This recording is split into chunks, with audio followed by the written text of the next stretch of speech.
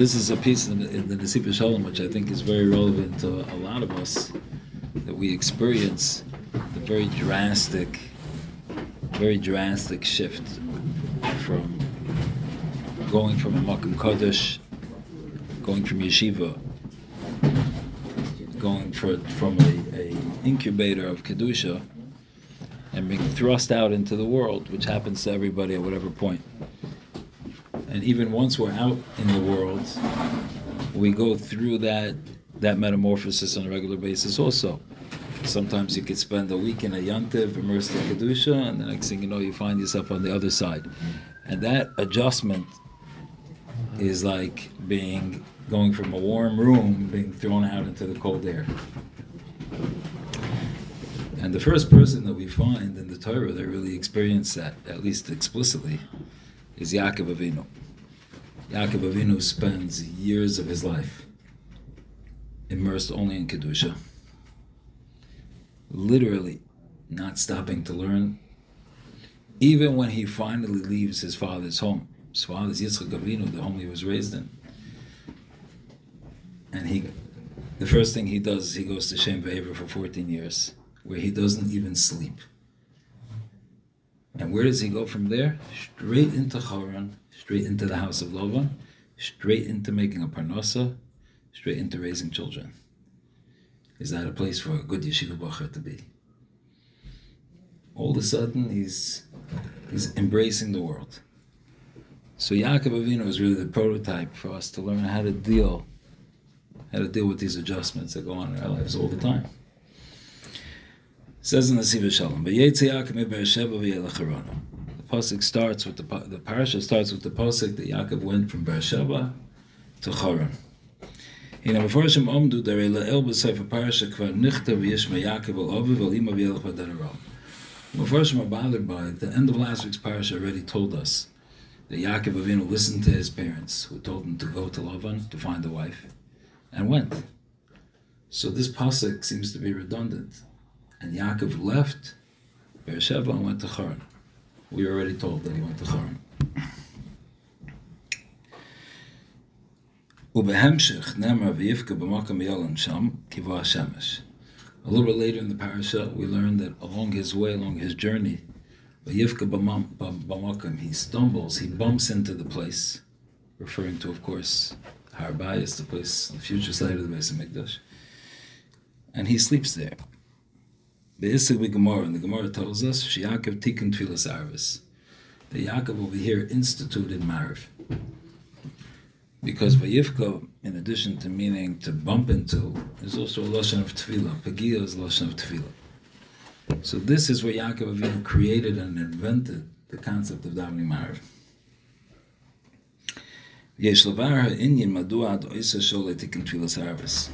It's interesting that in all his years of avodah to this point, and he was at this point 77,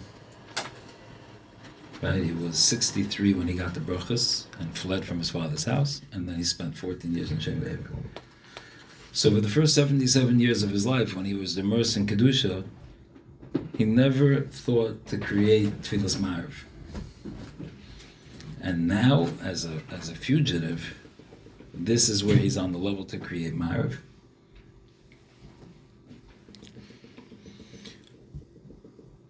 All the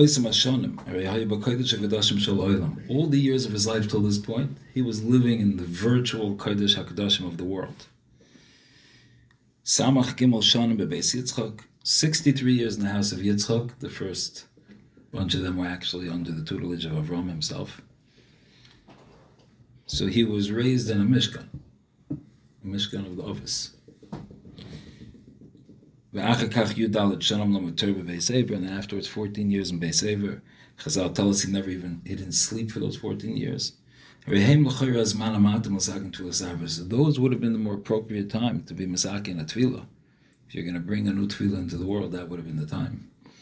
At a time when you have the peace of mind to be able to tap into the spiritual levels that you need to bring a new Tefillah into the world. So why is it that it didn't happen then? It happened now when he's on the run, scared for his life, fleeing from people who want to kill him, and from wild animals.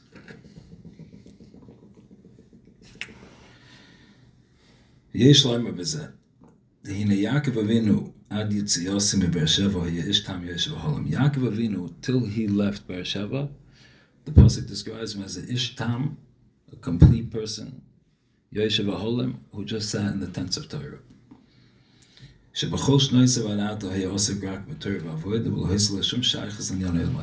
this point, Yaakov was Isaac and avoid Hashem, was involved in just spiritual matters. He was the yeshiva bacher. He didn't know who the president was. He didn't know any of the politics. He didn't know anything that was going on. He didn't know how much it costs to buy insurance for your car. All those things, remember being a young yeshiva bacher, you overhear the married people in the coffee room talking about the cost of babysitters and insurance, and as a yeshiva bacher, it's all French. It means nothing to you. All you know is the Gemara you're learning, and that's it. It was Yaakov Avinu for 63 years. וכנזכר מהמחז"ל וישכב במקום ההוא שרק במקום ההוא שוכב לישן אבל בכל ידע לשם שיצא לעבר לשוכב לישן אף לילה. To the degree he was so immersed in his learning that he didn't sleep for 14 years.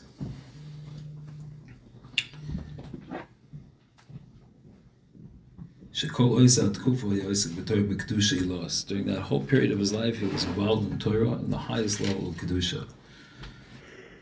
ועתה היה עולם And now for the first time in his life, he was thrust out of the yeshiva, and he's forced to enter into the world, to get married, to have children, to make a parnasa, to be involved in this world. It says he bumped into the place, because emotionally, the whole world stood in front of him like a wall that was impenetrable. Everywhere he turned, he felt locked in. He bumped himself. There was no way, he didn't see any way to penetrate into this world and do it in a spiritual way.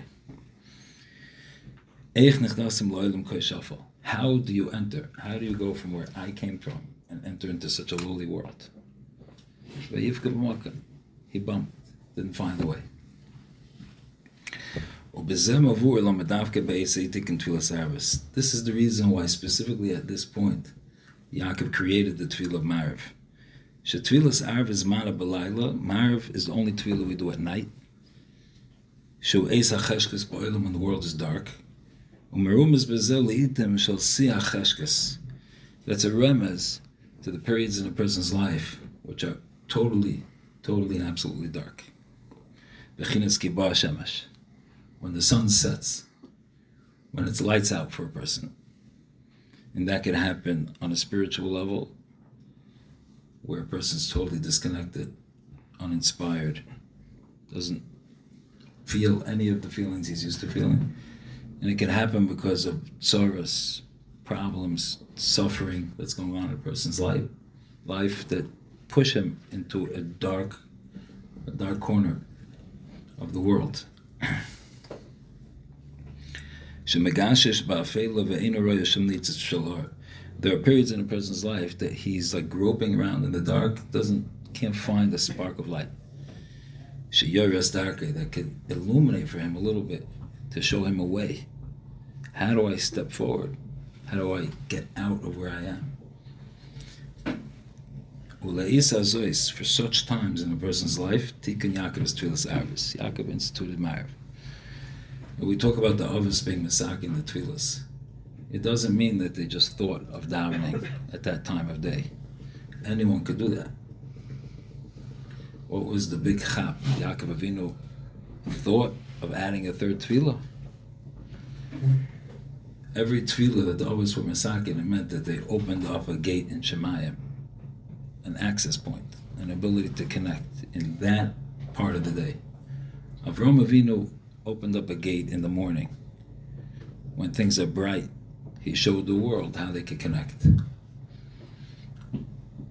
Avraham Avinu would take people into his homes, feed them, and then tell them, understand where this came from. When you have good in your life, see and connect it back to Hashem. That's one madrega of recognition of Hashem. But in a sense, that's an easier level.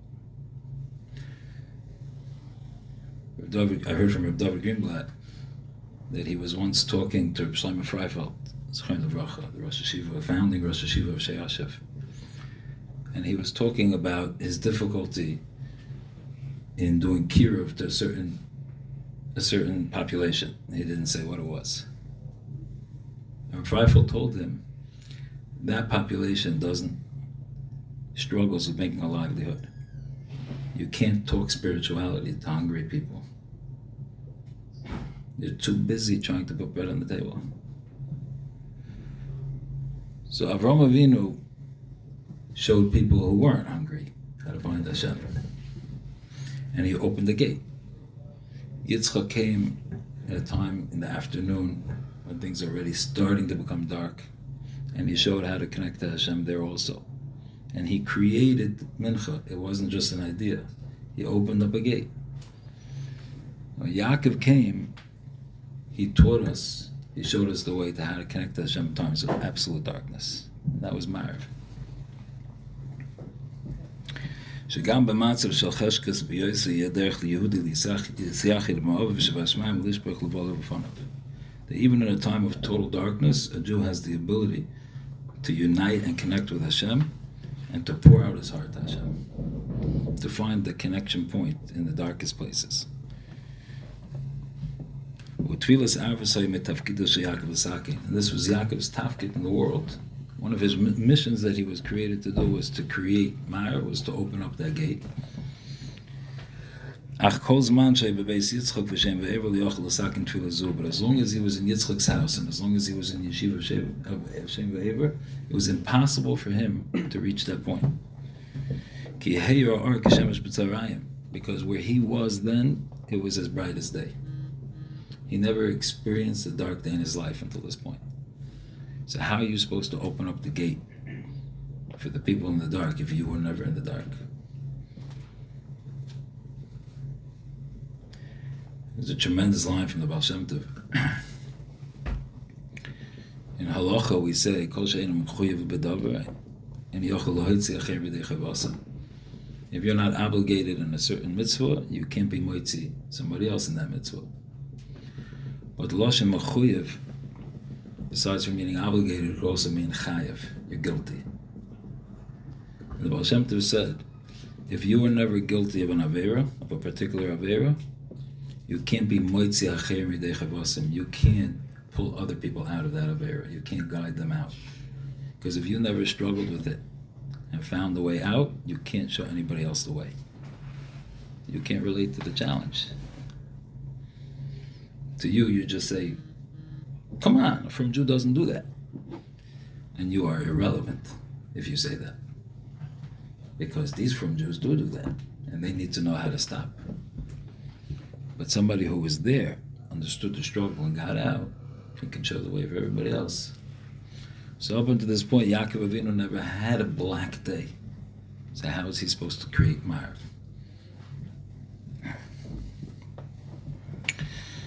He never tasted darkness. Now, when Yaakov left Beersheba, the place of the office, and went to Choron, he left the source of Kedusha, he was going into the world, the dark, lowly world. This was the first time that he was in a place of darkness. The whole world was a wall in front of him, with no way to penetrate. So this was the best time to create maariv.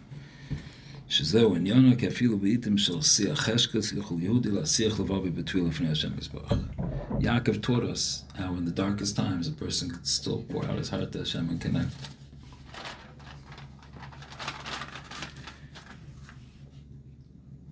So we see the struggle of leaving yeshiva to go out to work, leaving Yontif to go into the weekday, leaving any good place, any good situation, every good environment, and being forced to go elsewhere. And we see that Yaakov created maariv in order to help us connect. But what's the answer? What's the guidance for how to make that transition? So in the Nesivos Sholom says the answer was what Kadosh Baruch Hu revealed to Yaakov in the dream that he had at that point. The tremendous nevuah that Yaakov had at that point, right after he instituted maariv and he went to sleep, the revelation of the ladder with the malachim, that was Kadosh Baruch Hu's response and answer. That was the answer to Yaakov's matzav.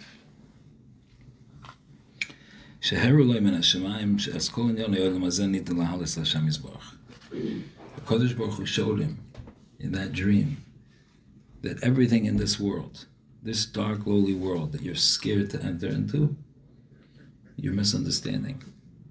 Everything in this world can be a ladder to take you back up to Hashem, if you use it right. This world doesn't stand against Kedusha. It's a way to Kedusha, if you know how to do it.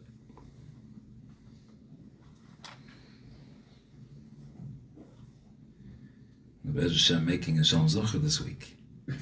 And I remembered a word from the Mashgiach, from Moshe Wolfson,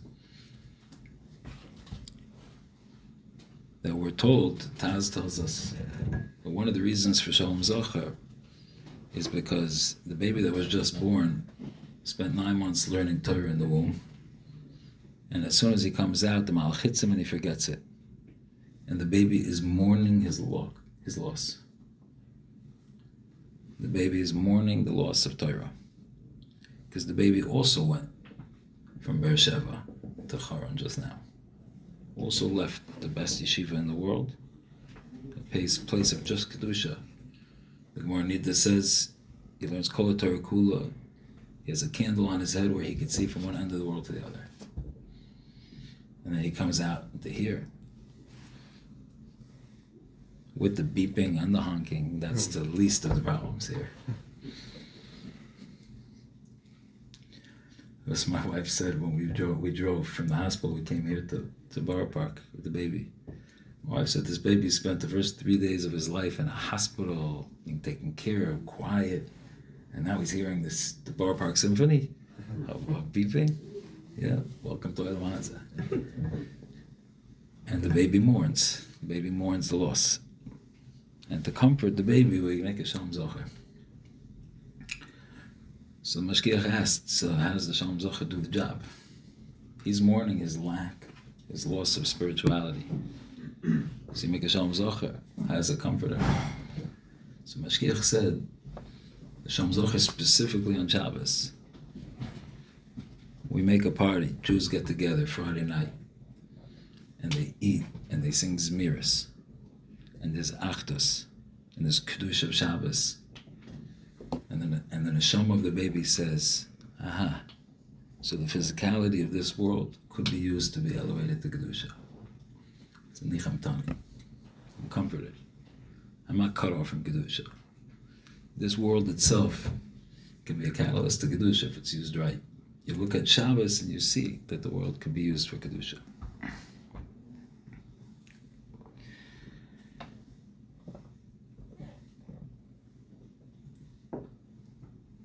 Everything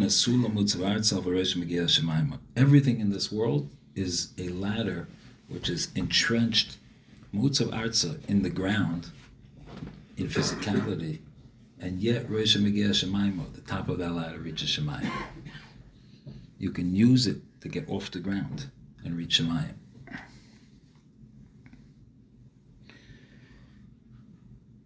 You can use everything, and everything can be elevated to Hashem. This was the revelation that HaKadosh Baruch Hu was revealing to him. From now on, you're entering the world. From now on, you're going to be masaking the world from within the world. from being involved in the world. כשם שעלת תיקנת כל התיקונים של עולם התיקון על ידי עבודת הקודש בתורה ועבודה, just like for the last 77 years, you made all your tikkunim in Shemayim. You affected everything on a spiritual sphere from within the Beis Medrash. Now you're going to do the same thing from within the world, if you use the world right. Now you're going to do all those tikkunim from this physical world, by me revealing to you that the world is a ladder. It's a ladder that starts in physicality but reaches all the way up to Shemayim.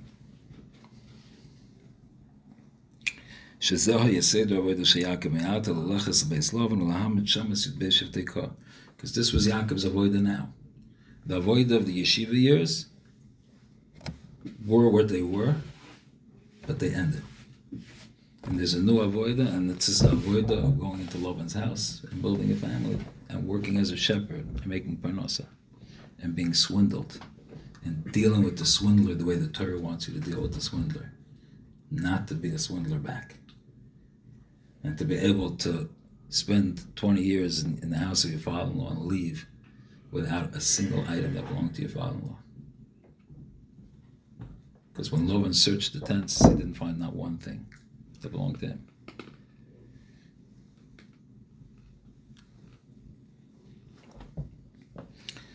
What did Yaakov Avinu say when he woke up? He said, indeed, Hashem was in this place and I didn't know. We learn that to mean Hashem was in this spot that I slept. Nesivos Sholom says it means in this world, in this physical world, I had no idea that Hashem was present there. I had no idea that there was a way to connect to Hashem in that physical world.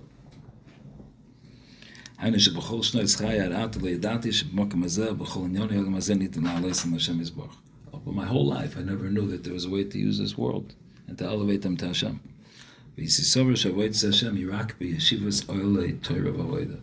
I thought you could only serve Hashem in yeshiva. And this is a feeling that many of us have when we leave yeshiva to go out into the world. We had Rebbeim. We were in an atmosphere that was so conducive. We were maybe in Eretz Yisrael, which is so conducive. We were connected, and inspiration came naturally. Avodah came naturally. And you almost think you can't really serve Hashem back in America, working for a living. And that's what Yaakov thought too. And the Kodesh Baruch Hu revealed to him in the dream that it's not true. It's just a different avodah.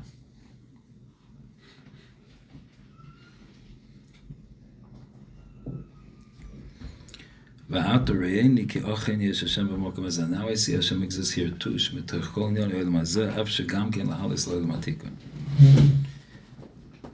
The Lechevich at one time in the Parshas Vayetze sat by his Tish Friday night and didn't say any Torah.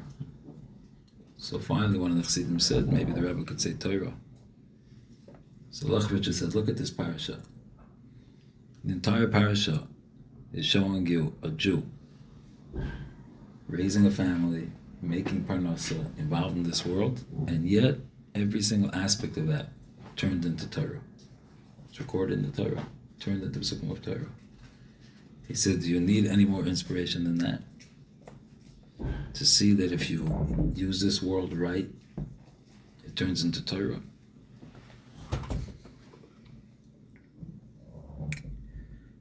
That's why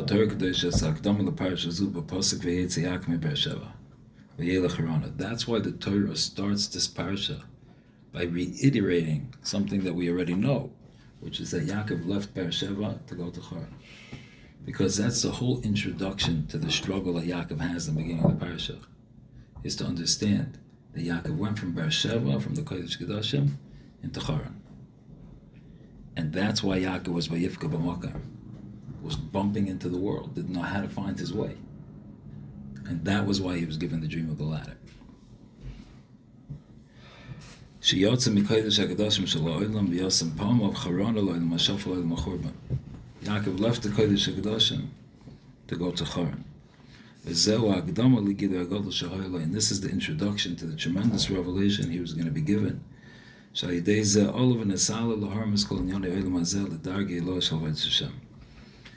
from here, he elevated himself to that next level, the ability to lift this world and connect it back to Hashem. And that's how he was able to be Ma'amid Shiftei Kah.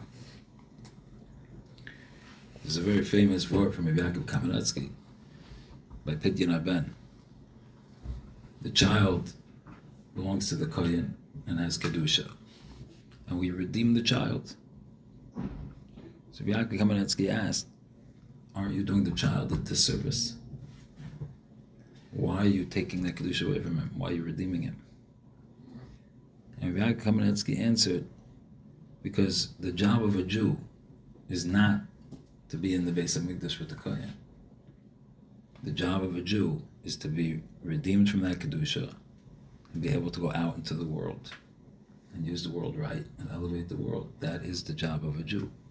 If you leave him in the hands of the Kohen, you're stealing his mission from him. You're stealing his whole tafkid from him. He's not meant to be a Sefer Torah that stays in the Aron Kodesh. He's meant to go out into the world and elevate the world. And we were given that guidance. We were given it by Yaakov Avinu in his dream with the ladder.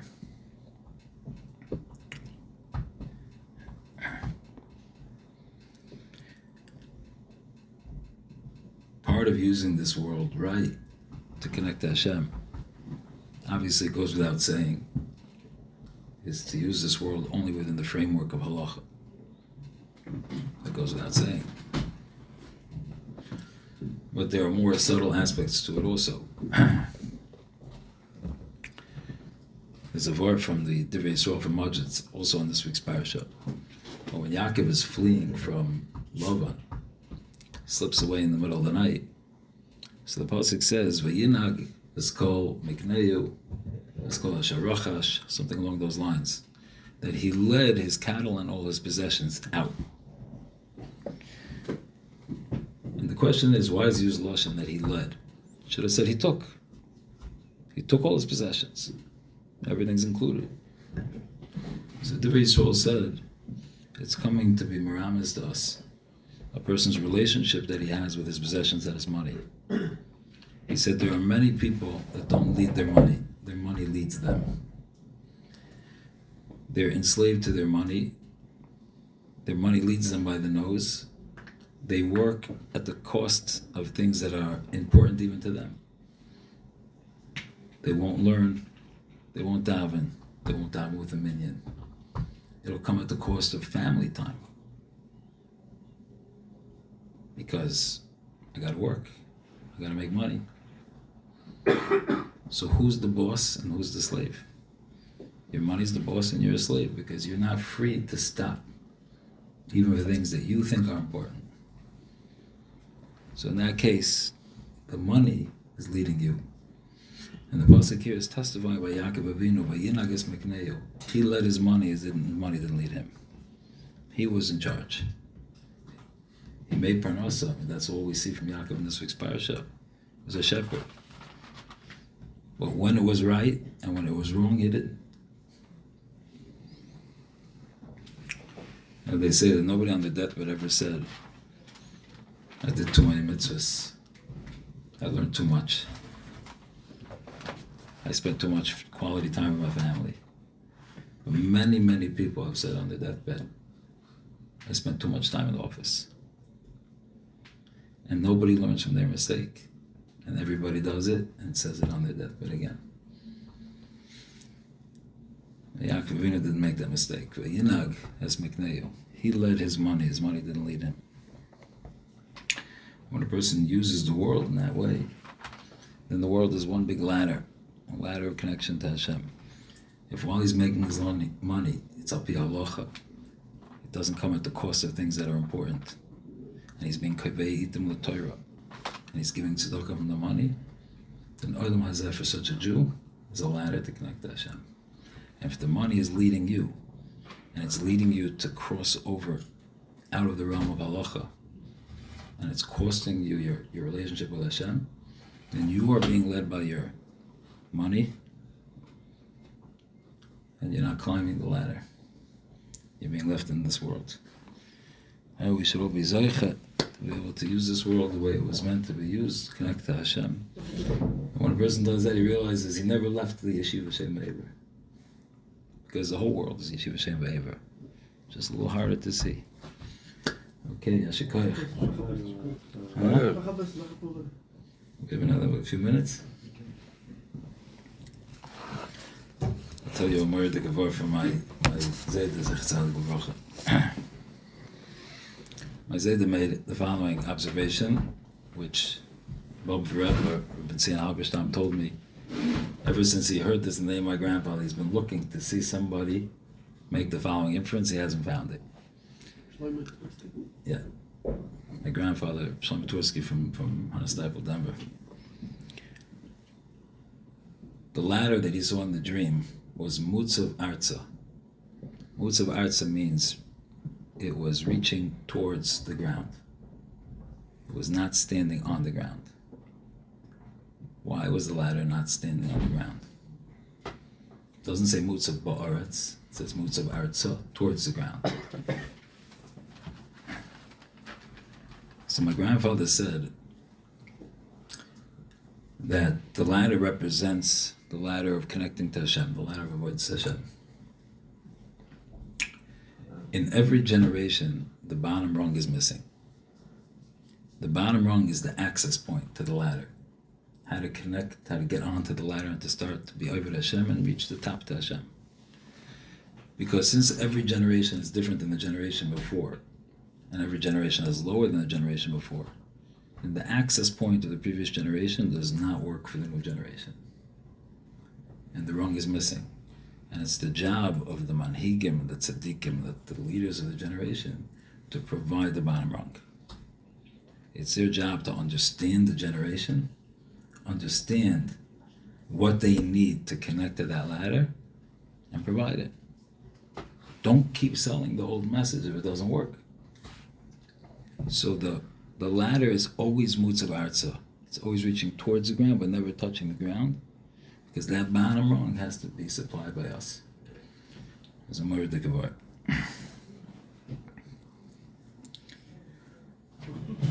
Huh?